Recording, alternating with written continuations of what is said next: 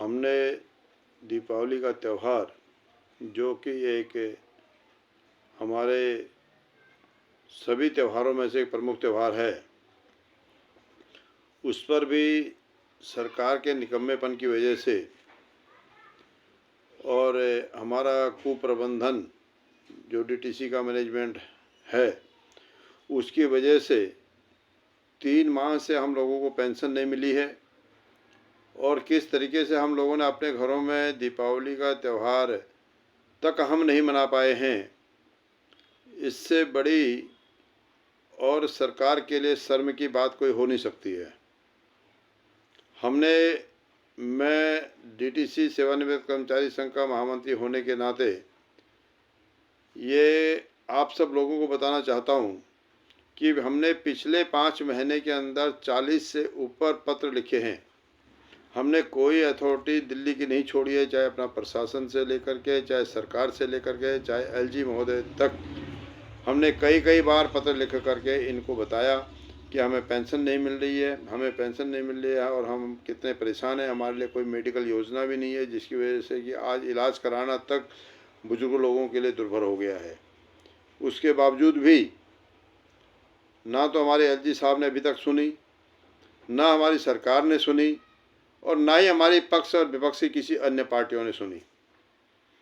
हम दिल्ली के सभी विधायकों के पास, दिल्ली के सभी सांसदों के पास, दिल्ली के सभी प्रमुख तीनों पार्टियों के अध्यक्षों के पास अपनी पीड़ा को, अपने दर्द को लेकर के गए। आज मुझे बड़ी शर्म के साथ ये बात कहनी पड़ रही है कि इतनी असंवेदनशीलता इन लोगों के अंदर आ गई है। बिल्कुल संवेदना नाम की चीज़ मैं कहता हूँ कि नहीं रही है, कि इन्हें इतनी भी शर्म नहीं आती है कि ये बुजुर्ग हैं, तुम्हारे परिवार के मुखिया हैं।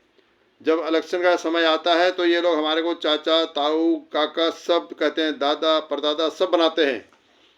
लेकिन आज जब बुजुर्गों को पेंशन नहीं मिल रही है, 3-3, 4-4 महीने हो गए हैं, तो इन्हें शर्म नाम की चीज़ नहीं है। कोई हमारी बात को सुनने के लिए, कोई हमारी बात को समाधान निकालने के लिए कोई तैयार नहीं है, कोई आगे आने के लिए तैयार नहीं है।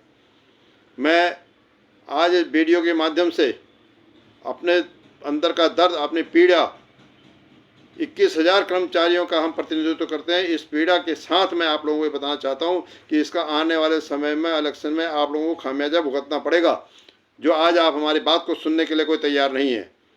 क्योंकि हम सभी पार्टियों के पास गए हैं। ऐसा नहीं कि हमने किसी पार्टी को छोड़ा है, ऐसा नहीं कि हमने किसी जनप्रतिनिधि को छोड़ा है। हमने विधायकों के पास अपनी गुहार लगाई, हम विधायकों के पास पर लेटर लिख करके लेकर के गए, हम सांसदों के पास लेटर लिख करके लेकर के गए। अभी तक तो हमारी और समाधान तो बहुत दूर की बात है। हमने सबसे अनुरोध किया कि हमारे माननीय उपराज्यपाल महोदय के साथ मीटिंग करवा दीजिए, क्योंकि जब सरकार के मंत्री, सरकार के परिवहन मंत्री, सरकार के मुख्यमंत्री बार बार पत्र लिखने के बावजूद भी हमारे को अपने पास बिठा करके और हमारी वेदना सुनने के लिए भी तैयार नहीं है, तो उसके ऊपर रास्ता बनता है उपराज्यपाल महोदय का। इसलिए हम लोगों ने कोशिश की कि हमारी पीड़ा को उपराज्यपाल महोदय सुने, कम से कम वो हमारी पीड़ा को सुन करके कोई ना कोई समाधान इसका निकाले। लेकिन कोई इस पीड़ा को सुनने के लिए तैयार नहीं है। समाधान तो बहुत दूर की चीज़ है। दिल्ली सीनियर सिटीजन सेवा समिति के संरक्षक ओम प्रकाश बैरवा, दिल्ली के माननीय मुख्यमंत्री, लोकप्रिय मुख्यमंत्री श्री अरविंद केजरीवाल के समक्ष कुछ बातें महत्वपूर्ण रख रहे हैं, उस पर आपको ध्यान देना पड़ेगा। ये बताएं कि डीटीसी के कर्मचारी जो एक्स कर्मचारी हैं, जो सीनियर सिटीजन हैं, उनमें बहुत से लोग मोस्ट सीनियर सिटीजन हैं, उन सबको आपने किस आधार पर 3 महीने से पेंशन नहीं दी, जबकि उनका अपना पैसा है, जिस पैसे के आधार पर पेंशन का भुगतान उनको किया जा रहा है। उनको पेंशन ना देने से उनके परिवारों में काली दिवाली मनी। बहुत सारे ऐसे परिवार हैं सीनियर सिटीजन के जो केवल पेंशन पर आधारित हैं, और उनको पेंशन ना देकर आपने उनके जीवन को नरकीय जीवन क्यों होने से बताया। इसके साथ साथ डीसीडी के कर्मचारी जो आपने ही अपॉइंट किए थे, और उन कर्मचारियों को क्यों निकाला गया? क्या उनको तनख्वाह का हक नहीं है? क्या जीने का अधिकार का हक नहीं है उनको? क्या काम का अधिकार उनका हक नहीं है?